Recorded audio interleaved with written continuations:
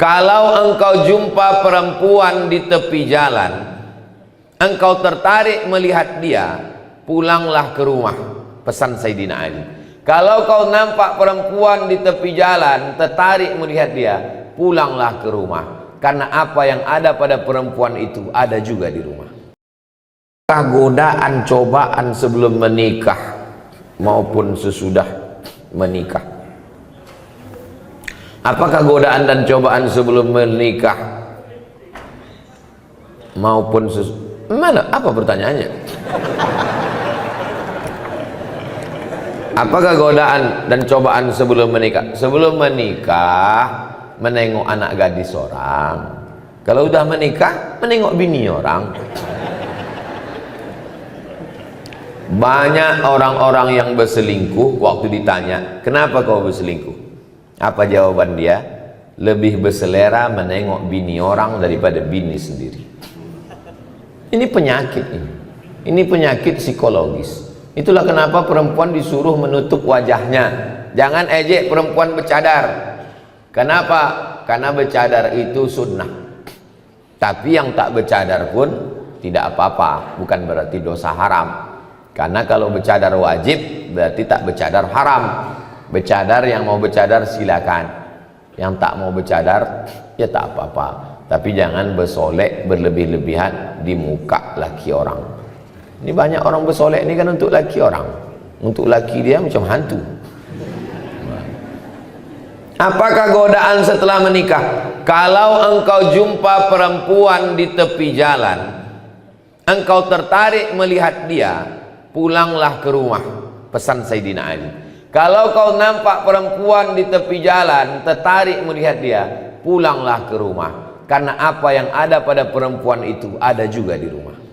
Baiti jannati, surgaku, rumahku adalah surgaku. Bidadari surga yang dikirim Allah Subhanahu wa taala. Faman lam yastati' man istata'a minkumul ba'ata falyatazawwaj. Siapa di antara kalian yang sudah sanggup menikah, menikahlah. Fa innahu aghaddu lil basar. Menikah itu menjaga pandangan. Wa ahsanu lil farj, menjaga kemaluan. Faman lam yastati', kalau tak sanggup menikah, fa alaihi bisawm, banyak puasa sunat. Fa innahu lahu wija, karena itu obat. Karena kalau makan, apalagi Pulau Kundur makanannya enak, makan sotong, makan cumi, makan kepiting, makan udang, libido seksual naik. Tapi kalau dia puasa sunat, tak ada bebini, banyak puasa sunat. Cantik pun perempuan itu tak nampak. Bro, atau cewek cantik tak nampak, udah aku udah mau mati sudah. Maka suruh puasa. Ibu-ibu, bapak-bapak, anak yang sudah akil balik, kewajiban kita sebagai orang tua ini 3. Pertama, ayyusammihi bi ismi khairin, kasih nama yang bagus-bagus. Yang kedua, ayyu'allamahul kitaba idza aqala, ajarkan baca kitab, masukkan sekolah. Yang ketiga, ayyuzawwijahu, nikahkan dengan orang baik-baik. Kau udah sekolah nak, kau mau ku nikahkan, ada nampak perempuan yang baik, kalau ada kami pinangkan, kalau tak ada udah kami siapkan. Nah, nikahkan dengan perempuan baik-baik, jaga kehormatannya. Yang perempuan pun juga nikahkan dengan laki-laki yang baik-baik. Mudah-mudahan anak bapak ibu dapat jodoh yang soleh solihah. Bagaimana cara kita menghadapi melaluinya Pak Ustadz? Tak usah banyak-banyak teori, bebini. Saya tak usah teori begitu begini, tak usah, bebini. Yang mana jodoh saya Pak Ustadz? Tak usah banyak-banyak berteori. Mau kau, dia mau, jadikan. Terus banyak berteori.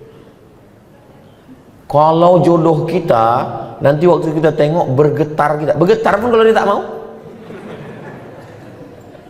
Saya dulu kan lewat masa muda juga macam kalian, bukan langsung tua.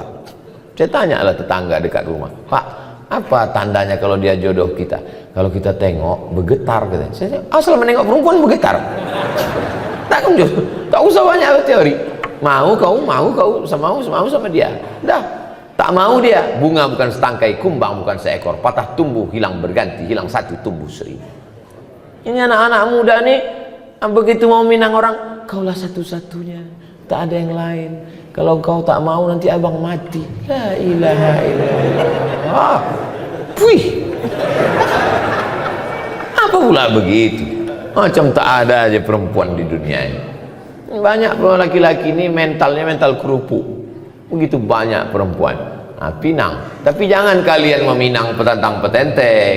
Bawa Ustadz Haruna Hasim, bawa Pak Bupati, bawa Pak Sekda, bawa. Mereka juru bicaranya minangkan. Tanya, telusuri, ayah dia siapa?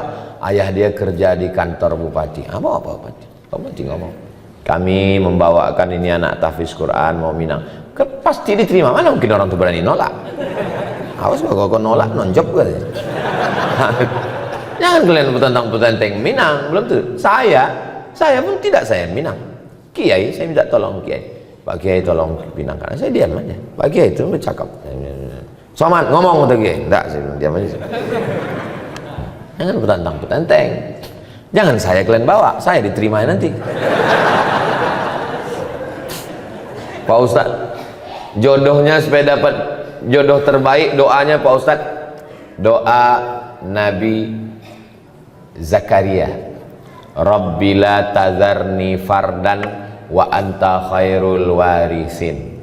Rabbi ya Tuhanku, la tazarni fardan, jangan biarkan aku sendirian, wa anta khairul warisin, engkau sebaik-baik pemberi waris. Rabbi la tazarni fardan wa anta khairul warisin. Saya tengok yang menghafal yang udah berbini pula. Ini menghafal yang lajang-lajang aja. Hati-hati bu, kalau sampai dibaca bapak ini nanti pas sembahyang. Bu, kalau sembahyang tahajud malam, dengarkan doa bapak itu baik-baik. Amin, amin, amin aja. Amin, amin. Nanti kejadian baru bingung. Rabbi la tazarni fardan wa anta khairul warisin. Amin gitu. Kejadian, kenapa abang ini? Doa kau dulu katanya. Nah, itu Rabbi la tazarni fardan wa anta khairul warisin. Tak ada yang sulit bagi Allah. Asam di gunung, garam di laut, berjumpa juga dalam belanga. Siapa? Langkah rezeki, pertemuan maut, kuasa Allah Subhanahu wa taala. Tak ada yang sulit bagi Allah. Innama amruhu idza arada syai'an ayaqula lahu kun fayakun. Jodoh tak akan kemana.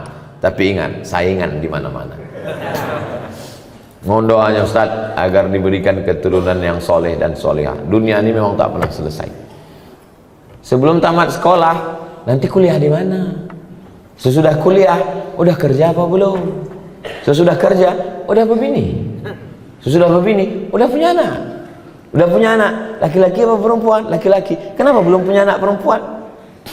Dunia ini sebetulnya tak sulit. Yang susah tuh mengamankan mulut orang. Jadi kalau diturutkan cakap orang ini gila kita. Jadi kita pede aja, banyak berdoa. Mohon doanya Pak Ustadz supaya diberikan keturunan yang soleh dan solihah. Rabbi habli minas solihin. Doa yang sudah pasti makbul, maka dikabulkan Allah doanya. Lahirlah anak namanya Ismail. Doa Nabi Ibrahim itu, Rabbi habli minas solihin. Apa kata orang? Ibrahim mandul, tak akan punya anak. Berbini sama Sarah, tak ada anak. Menikah sama Hajar, tak ada anak. Apa kata orang? Takkan punya anak itu Ibrahim. Berdoa Nabi Ibrahim, apa yang terjadi? Hajar mengandung, Sarah pun mengandung. Sekali dua saking makbulnya. Hajar melahirkan anak Ismail, Sarah melahirkan anak Ishak. Waktu lahir Ismail, umur Nabi Ibrahim 86 tahun. Berumur Ismail 13 tahun, lahir Ishak. Umur Nabi Ibrahim 99 tahun. Bayangkan bapak, umur 99 tahun masih menggendong bayi. Doa Rabbi habli minas solihin. Sebenarnya mana kita belajar sebenarnya dan mana kita belajar adab. Tak jarang di luar sana banyak manusia sudah menempuh pendidikan tinggi tapi minim adab. Tak jarang juga para guru ngaji yang kadang tak pandai menjaga perasaan orang lain dalam ini menyindir saya nih.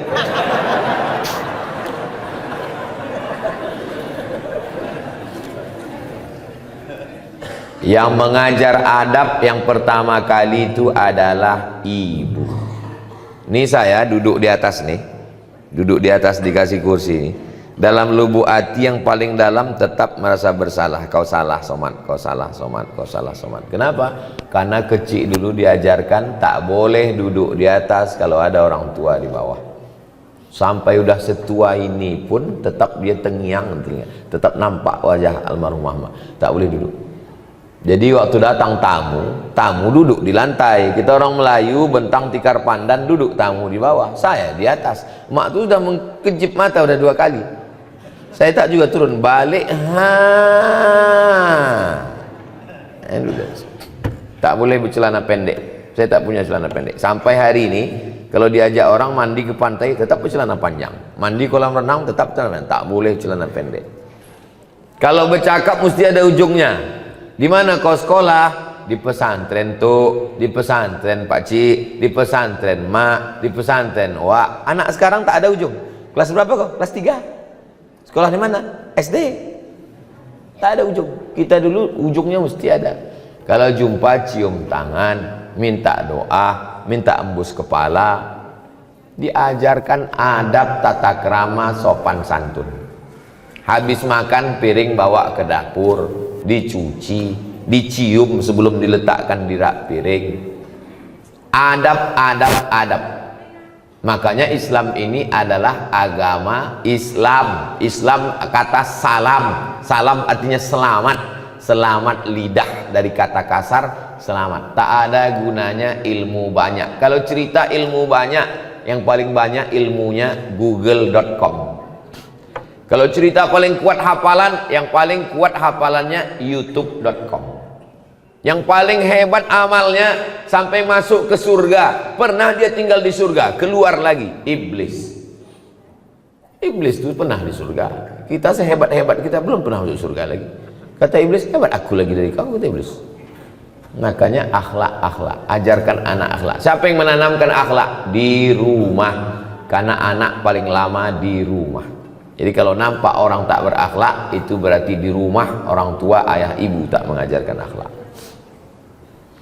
Kalau sudah sholat sunat fajar, sampai di masjid sholat sunat qobliyah subuh lagi Pak Ustadz, namanya sholat sunat fajar. Waktunya dari azan ke iqomat. Sholat sunat fajar itu adalah qobliyah subuh. Di mana dalilnya? Sahih Muslim, ada satu bab qobliyah subuh, sholat sunat fajar. Pahalanya khairum minad dunya wa ma fiha, lebih baik daripada dunia dan seisinya. Rakaat pertama kuliah, rakaat kedua kulhu. Usollinya usolli sunnatal fajri raka'ataini, usolli sunnatas subhi raka'ataini qabliyatan lillahi ta'ala. Salat sunat fajar sama dengan qobliyah subuh, podo samo sami mawon. Jadi kalau saya sudah salat sunat fajar di rumah, ke masjid, tahiyatul masjid. Habis tahiyatul masjid duduk karena sudah qobliyah. Qobliyah itu setelah azan, tak ada qobliyah sebelum azan. Kalau ada orang sholat qobliyah sebelum azan, tidak sah. Maka setelah azan baru qobliyah, karena qobliyah setelah masuk waktu sholat. Qobliyah subuh, qobliyah zuhur, qobliyah jumat, qobliyah maghrib, qobliyah isya, semuanya setelah azan. Apa beda sholat sunat fajar dengan sholat qobliyah subuh? Sama. Assalamualaikum Pak Ustaz. Waalaikumsalam. Bagaimana hukumnya orang datang ke masjid, sedangkan ada sebagian mengatakan tak boleh, sedangkan kita mau belajar? Mungkin maksud dia bagaimana hukumnya perempuan datang ke masjid. Mungkin itu maksudnya. Perempuan datang ke masjid, perempuan lebih baik sholat dalam pekarangan, lebih baik sholat dalam rumah, lebih baik sholat dalam kamar, lebih baik sholat dalam tempat yang sempit. Ini hadis satu. Hadis yang kedua, la tamna'u ima Allah masajidallah. Jangan larang hamba Allah datang ke masjid. Hadisnya bertolak belakang. Yang satu mengatakan lebih bagus di rumah, yang satu mengatakan jangan larang ke masjid.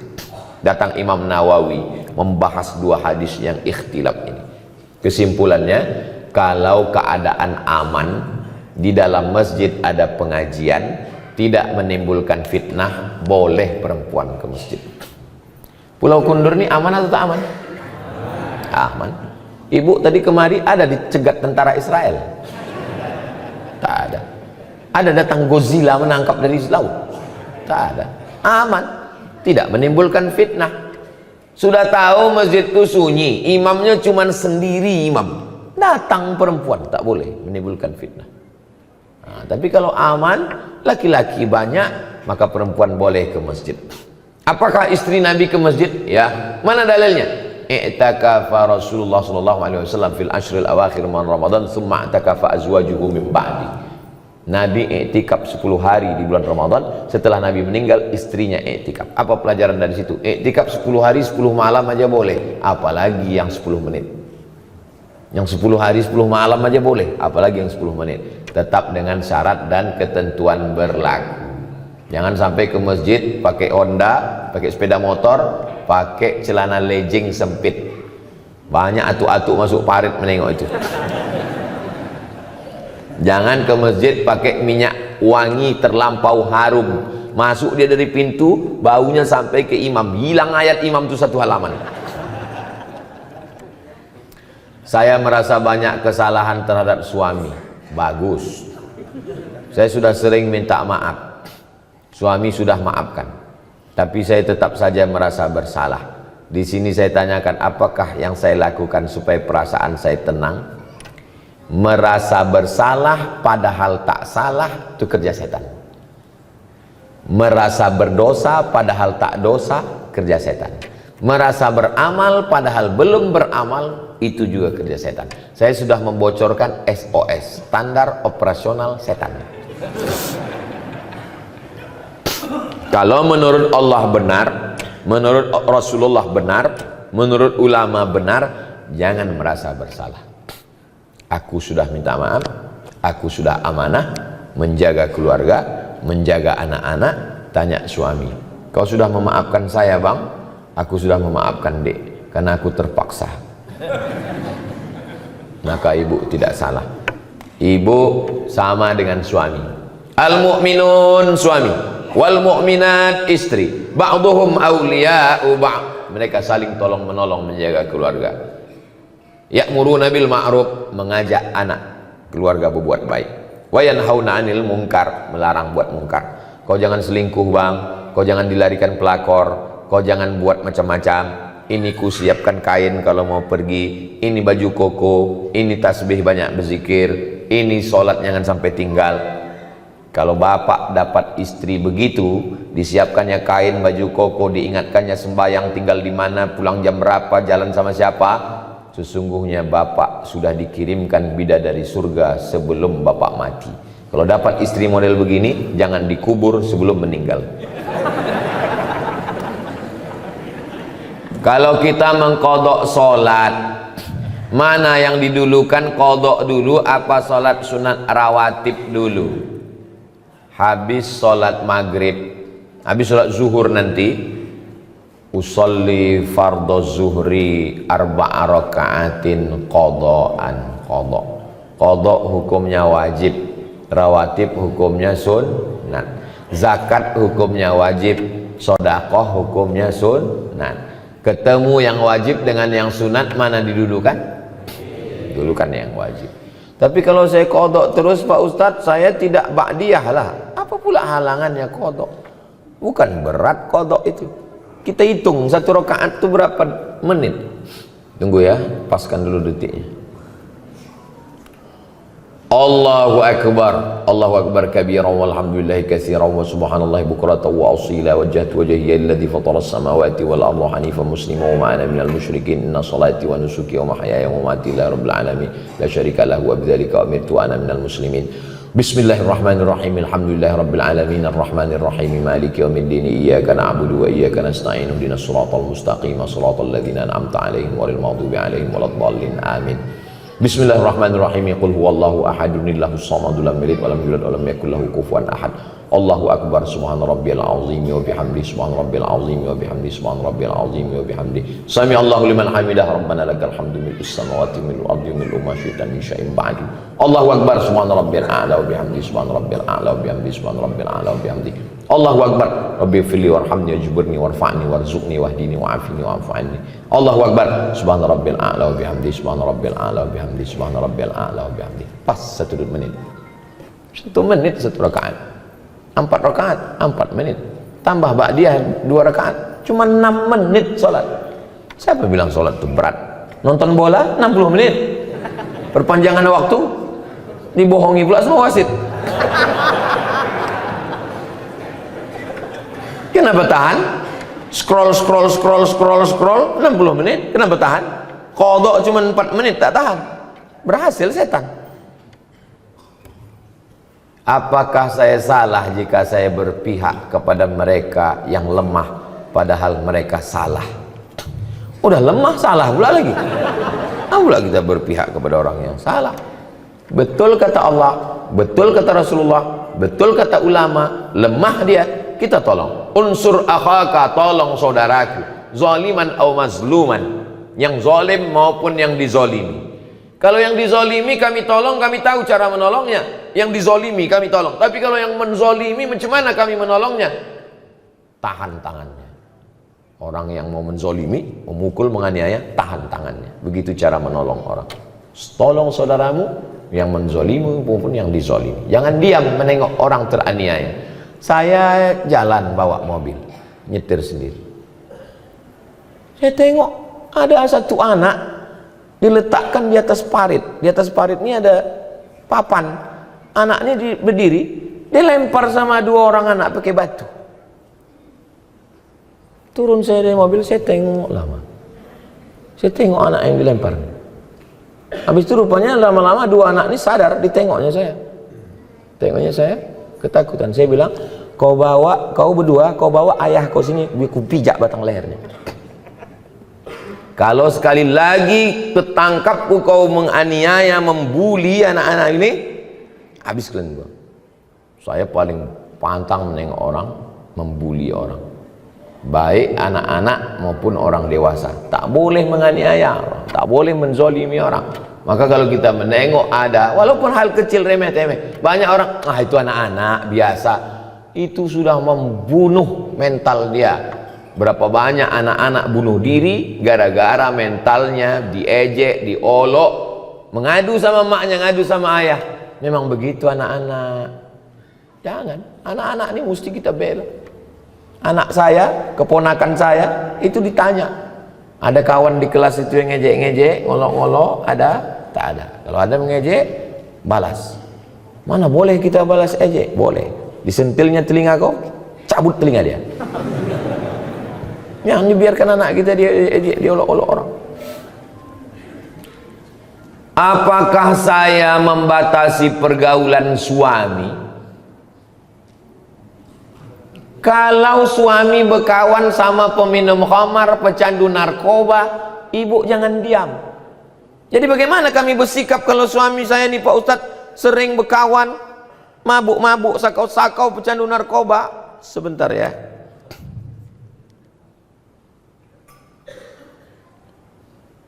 Kalau ada suami ibu berkawan sama pecandu narkoba, catat nomor ini baik-baik.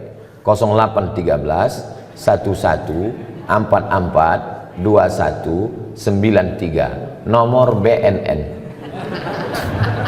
Badan Narkotika Nasional.